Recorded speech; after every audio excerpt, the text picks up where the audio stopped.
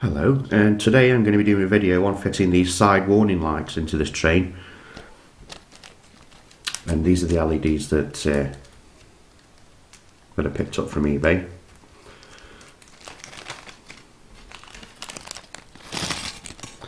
These are called orange lighthouse LEDs, and they're 2mm in diameter at the end.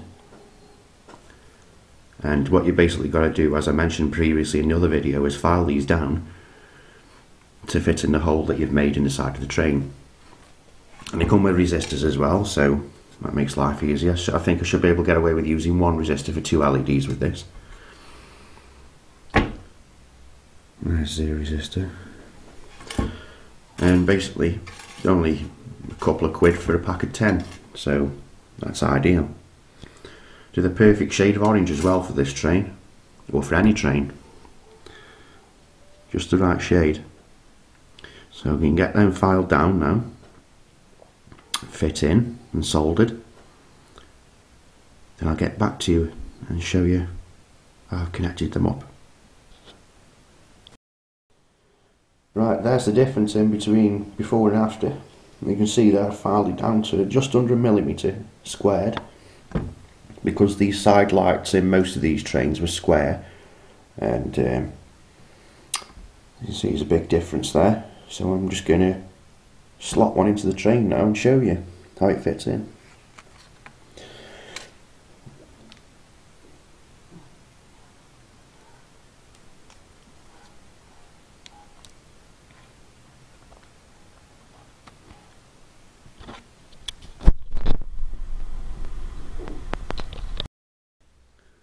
Right, it's just a case of really just keep filing it down until it fits into the hole you've made, but that just fits in. Okay, you can see that.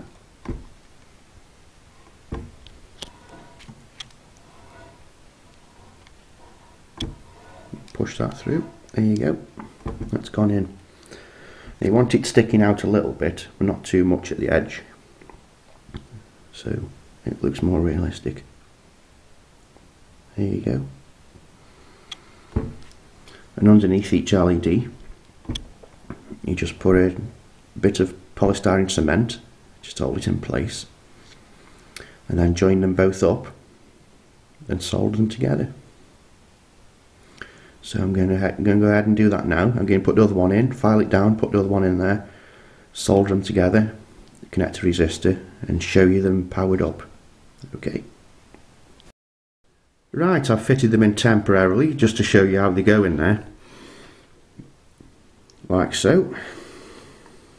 And if you leave this wire long on this LED, that can go straight into the decoder. And it's something I've spotted as well. Underneath the decoder fitting there should be space for a micro decoder. If you gently undo those two screws, holding that down, just lift it up, and there seems quite a bit of space in there to put a decoder in, which makes life a lot easier. And if it doesn't fit, you can still stick it down onto the top of that chip with a double-sided sticky pad. But yeah, so I've just filed these down, ready to solder up now. But there's something important you must do before you solder or glue them down, and that's paint them with matte acrylic black, and that stops any light leakage.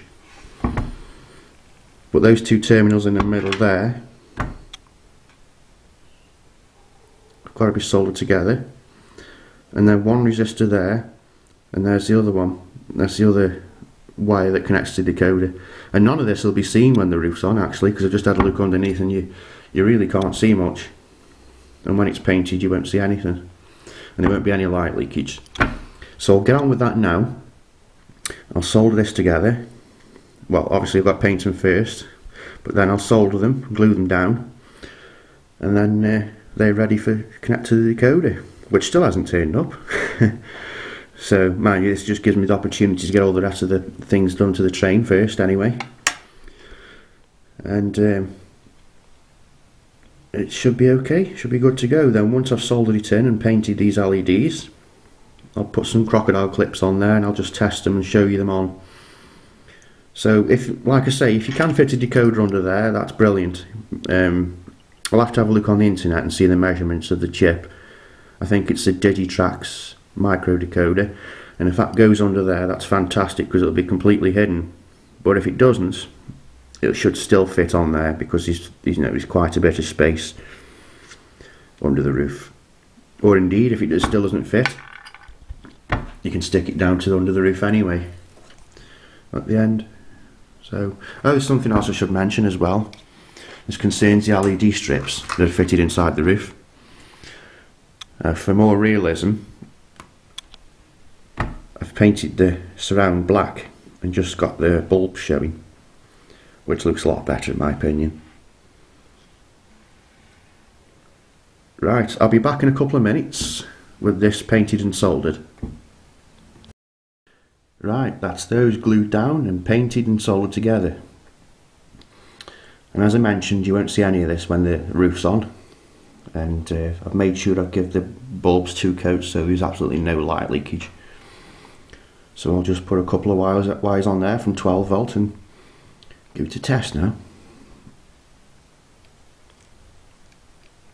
There you go. It's on. See if I can put that. There you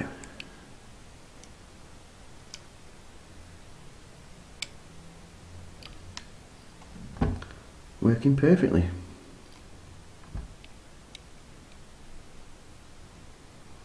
So all that's left for me to do now is wire up to the chip.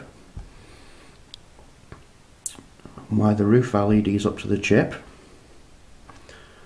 And it'll be good to go. It's a nice tidy job as well. Okay, thanks for watching my videos, and I hope this is useful for you, Engage UK, because as you said on one of my comments on one of my videos that you're thinking about doing something similar to yours. Well, I can definitely recommend doing this. It brings them to life. So again, thanks for watching and happy modelling.